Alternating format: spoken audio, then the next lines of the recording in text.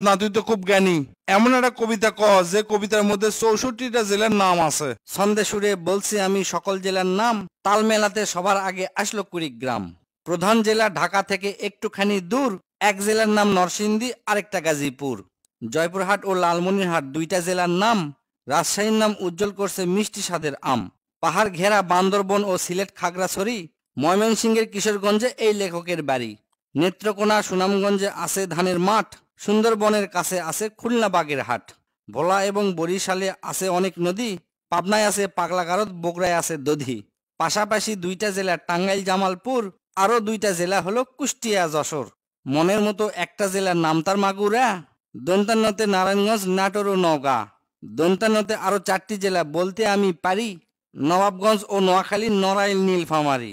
গঞ্জদিয়া মানিকগঞ্জ হয় আরো মুন্সীগঞ্জ, গোপালগঞ্জ হয়, হবিগঞ্জ হয় আরো সিরাজগঞ্জ। চাপাই নবাবগঞ্জ কিন্তু গঞ্জ দিয়া ভাই, এদের ছাড়া বাংলাদেশে আর কোনো গঞ্জ নাই। রংপুর আর রাঙ্গামাটির নামটা রঙে রাঙা, নামের জন্য আরো সুন্দর চাঁদপুর চুয়াডাঙ্গা। কক্সবাজার নামের জেলা আছে সাগরও পারে, পঞ্চগড়টা পড়ছে বন্ধু দেশের এক কিনারে।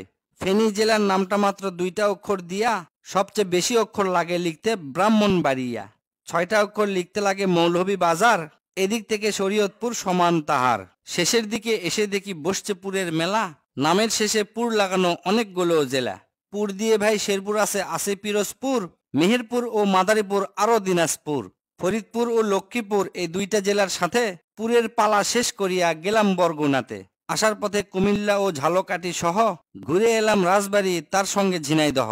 গাইবান্ধার নাম বাদে থাকে আর মাত্র এক হালি, তাদের মধ্যে একটা জেলার নাম পটুয়াখালী।